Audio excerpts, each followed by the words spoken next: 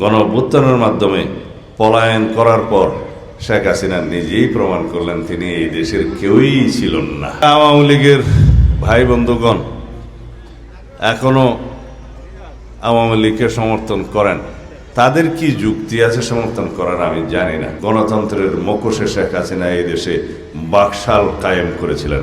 নামে মাত্র বাংলাদেশে গণতান্ত্রিক শাসন ব্যবস্থা, সাংবিধানিক শাসন ব্যবস্থা চালু থাকলেও প্রকৃতপক্ষে সবাই জানেন গণতন্ত্রের মুখোশে শেখ হাসিনা এই দেশে বাকশাল কায়েম করেছিলেন। একদলীয় শাসন ব্যবস্থা কায়েম করেছিলেন, একদলীয় রাষ্ট্র ব্যবস্থা কায়েম করেছিলেন। ফলশ্রুতিতে বাংলাদেশের জনগণ রক্ত দিয়ে সেই ফেসিবাদের পতন ঘটিয়েছে। আজকে সেই ফেসিস্ট হাসিনা তার নির্ধারিত ঠিকানা দিল্লিতে গিয়ে অবস্থান করছে।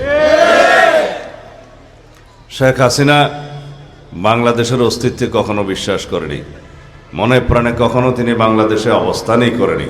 কি বুঝলেন ভাই? অনলি যেটাই চাই। বাংলাদেশের মানুষের কখনো সেবা করেনি, তারা শুধু সেবাদাস হিসাবে এবং একটি পার্শ্ববর্তী দেশের সেবাদাস হিসাবে বাংলাদেশে তারা ক্ষমতায় অধিষ্ঠিত ছিল এই দেশের সম্পদ পাচার করার জন্য, এই দেশকে করদ রাজ্যে পরিণত করার জন্য।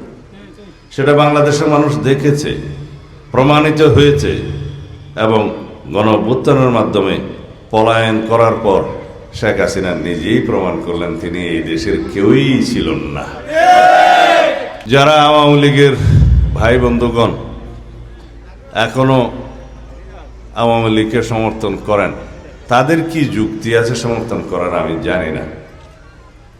যেই আওয়ামী লীগের নেত্রী এবং তাদের মন্ত্রী এমপিরা, তাদের দোসররা এই বাংলাদেশ থেকে বাংলাদেশের আওয়ামী লীগকে পরিত্যাগ করে নিজেরা রক্ষা করার জন্য সহায় সম্পদ নিয়ে জীবন নিয়ে পালিয়েছে, তাদেরকে কি এখনো এই আওয়ামী লীগ যারা এখানে আছে তারা সমর্থন করা উচিত?